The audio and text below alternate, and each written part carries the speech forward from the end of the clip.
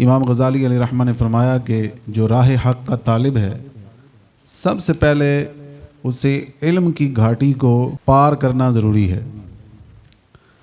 یعنی جو اللہ کی راہ پر چلنا چاہتا ہے، جو راہ حق کا طالب ہے اور حق تک پہنچنا چاہتا ہے، حق کو پہچاننا چاہتا ہے، اس کے لیے سب سے پہلی چیز علم ہے. علم کے بغیر کوئی بھی انسان صوفی نہیں بن سکتا. علم کے بغیر عبادت میں کمال نہیں مل سکتا. علم کے بغیر بندہ عبادت کے مقصد کو نہیں پہنچ سکتا. بے علمی میں انسان بہت ساری چیزیں ایسی کر جاتا ہے کہ وہ گناہ کو ثواب سمجھ کے کر بیٹھتا ہے. اسی طرح نیکی کے کاموں میں وہ اعمال کی حیثیت کو پہچان نہیں پاتا. وہ نفل کو فرض کی طرح ادا کرتا ہے اور فرض کے معاملے میں بالکل لاپرواہی کرتا ہے. جیسا کہ ہمارے معاشرے میں صلاۃ التسبیح پڑھنے کا کافی رجحان ہے، بہت اچھی چیز ہے اور پڑھنا چاہیے بھی، بہت ثواب کا کام ہے. لیکن صلاۃ التسبیح میں اتنی زیادہ جو تعداد شامل ہوتی ہے ان میں اکثریت وہ ہوتی ہے جنہوں نے عشاء کی فرض نماز نہیں پڑھی ہوتی. صلاۃ التسبیح کا شوق پورا کر لیا، حالانکہ وہ ہم پر فرض نہیں ہے، ایک نفلی عبادت ہے. نہ بھی کی جائے تو کوئی پوچھ گچھ نہیں ہے، کوئی مواخذہ نہیں ہے. فرض نماز ہم پر لازم ہے، 5 وقت کی نماز ہم پر فرض کی گئی ہے. اگر اس میں کمی کوتاہی ہوئی تو پوچھ گچھ کا معاملہ ہے، پورا مواخذہ ہے، اور اس کے حوالے سے بہت سخت وعیدات ہیں. تو لا علمی میں اس طرح کے کام ہوتے ہیں. اسی طرح اللہ رب العزت کی ذات شان، اللہ کی جو پاک ذات ہے، اس کے بارے میں انسان لا علمی میں بہت ساری چیزیں اللہ کی طرف ایسی منسوب کر دیتا ہے جو اس کی شان کے لائق ہی نہیں ہوتی. اور بہت سارے لوگ اللہ کو لا علمی میں ایسے ناموں سے، ایسی صفات سے یاد کرتے ہیں جو کہ بالکل بھی اس کی شایان شان نہیں ہے. اسی طرح آخرت کے معاملے میں ان کے کچھ ایسے اعتقاد و نظریات بن جاتے ہیں، دین کے بارے میں ان کے ایسے خیالات بن جاتے ہیں جن کا دین سے کوئی تعلق ہی نہیں ہوتا. تو اس لیے علم سب سے پہلی بنیادی چیز ہے کہ جس کے پاس علم ہوگا حقیقت میں وہی عبادات کا حق بھی ادا کر سکتا ہے، اسی کے دل میں صحیح معنوں میں اللہ کا خوف بھی ہوتا ہے، اور وہی صحیح طرح متقی بن سکتا ہے، وہی صحیح طرح پرہیزگار بن سکتا ہے، اور وہی اللہ کی معرفت حاصل کر سکتا ہے، وہی حق کے راستے پر صحیح معنوں میں چل سکتا ہے. اس لیے حضور سید عالم صلی اللہ تعالیٰ علیہ وسلم نے عبادت اور علم ان دونوں کو آپ نے بیان کیا کہ عبادت کا زیادہ ثواب ہے یا علم کا زیادہ ثواب ہے. ایک بندہ علم نہیں رکھتا لیکن اسے عبادت کا بہت ذوق شوق ہے، اور دوسرا بندہ ہے کہ اس کو اللہ نے علم بھی دیا ہے اور وہ عبادت بھی کرتا ہے. دونوں میں فرق کیا ہے؟ تو اس حدیث مبارکہ سے ہم سمجھ سکتے ہیں. فرمایا کہ ان نوما علی علم خیر من صلاۃ علی جہل، کہ عالم کا سو جانا جاہل کی نماز سے بہتر ہے. حضور نے خود یہ علم کی شان بیان فرمائی کہ ایک طرف عالم سو رہا ہے، دوسری طرف وہ بندہ جو علم نہیں رکھتا، صرف عبادت میں مشغول ہے، تو وہ عبادت کر رہا ہے لیکن یہ عالم کا سو جانا اس عبادت کرنے والے سے بھی زیادہ فضیلت والا ہے.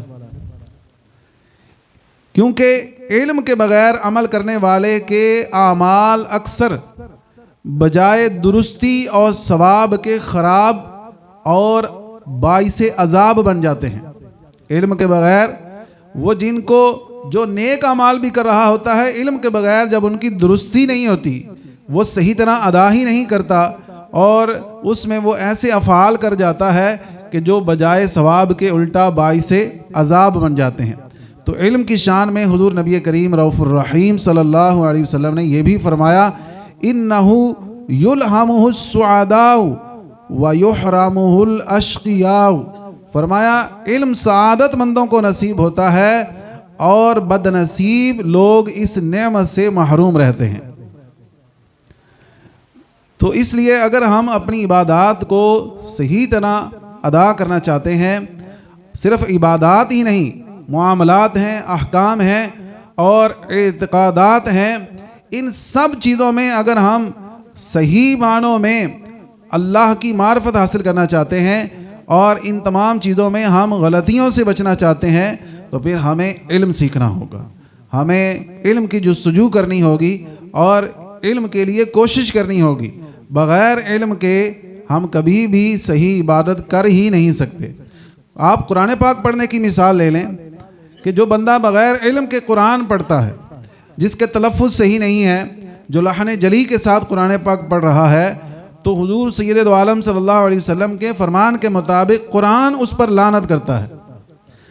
اب ایک بندہ تہجد کے وقت اٹھا، اس نے قرآن کھولا اور وہ تلاوت قرآن کا شوق لے کر بیٹھا ہے، لیکن وہ سارے کا سارا قرآن غلط پڑھ رہا ہے۔ تہجد میں لوگ اٹھتے ہیں، لیکن اگر وہ تہجد کی نماز میں قرآن غلط پڑھ رہے ہیں، اسی طرح فرض نماز ہم ادا کرتے ہیں اور فرض نماز میں اگر کوئی بندہ قرآن غلط پڑھ رہا ہے تو اب یہ اس کا عمل یہ باعث ثواب نہیں بلکہ باعث عذاب ہے۔ سرکار دو عالم صلی اللہ علیہ وسلم نے اس کی مثال ایک چور سے دی ہے، فرمایا کہ بدترین چور نماز کا چور ہے۔ شارحین نے کہا کہ اس لیے کہ جو دنیاوی طور پر کسی کا مال چراتا ہے تو وہ اگرچہ اس کو سزا بھی ملتی ہے لیکن کچھ نہ کچھ وہ نفع بھی کما لیتا ہے، لیکن جو نماز کا چور ہے تو یہ تو سراسر گھاٹے میں ہے، اس کو کوئی نفع کی صورت تو ہے ہی نہیں، گھاٹے ہی کی صورت ہے کہ جو بندہ نماز کے ارکان کو صحیح طرح نہیں ادا کر رہا، اس کی قرات صحیح نہیں ہے اور وہ افعال نماز کو درستگی کے ساتھ ادا ہی نہیں کر پا رہا، تو یہ نماز کا چور ہے اور یہ بدترین چور ہے۔ تو اس لیے ہمیں سب سے زیادہ علم کی جستجو کرنی چاہیے۔ علم دین کے بغیر انسان کامل مسلمان بن ہی نہیں سکتا، علم دین کے بغیر اللہ تعالیٰ کی معرفت مل ہی نہیں سکتی، علم دین کے بغیر کوئی صوفی بن ہی نہیں سکتا۔ اور صوفیوں کے بادشاہ حضرت سلطان باہو رحمۃ اللہ تعالیٰ علیہ نے ہمیں غفلت سے بیدار کرتے ہوئے فرمایا، جو دم غافل سو دم کافر، سانو مرشد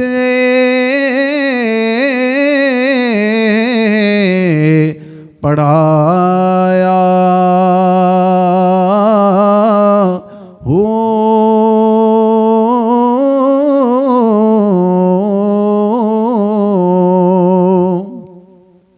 مرشد بھی تو ایسا ہو نا جو پڑھانے کے قابل ہو۔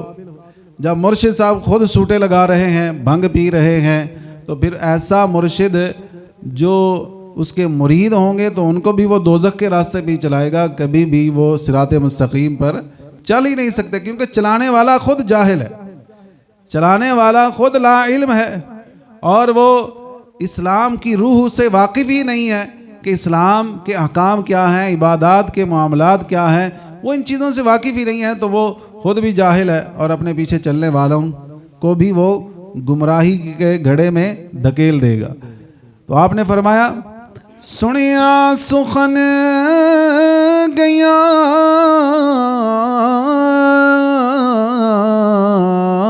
کھل اکھی، اساں چت مولا ول لائی ہو۔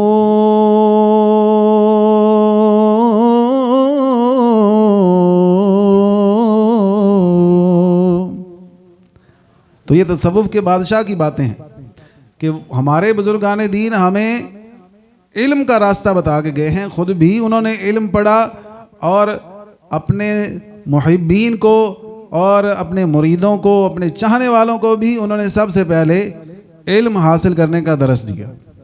اس دور میں اگر آپ دیکھیں تو عظیم صوفی بزرگ مولانا الیاس قادری اللہ تعالیٰ ان کی عمر دراز فرمائے، تو امیر اہل سنت مولانا الیاس قادری آپ کی ذات کو دیکھیں کہ آپ نے علم دین کے حوالے سے خود سینکڑوں رسالے لکھے ہیں، کتابیں آپ کی ملتی ہیں اور آپ نے علم کے ایسے جام پلائے ہیں کہ آپ کی برکت سے ہر سال ہزاروں علماء پیدا ہو رہے ہیں، اور ان کے مدارس سے لاکھوں حفاظ ہیں جو قرآن حفظ کر چکے ہیں، اور اس کے علاوہ علم کے ایسے ایسے سلسلے ہیں کہ بندہ حیران رہ جاتا ہے۔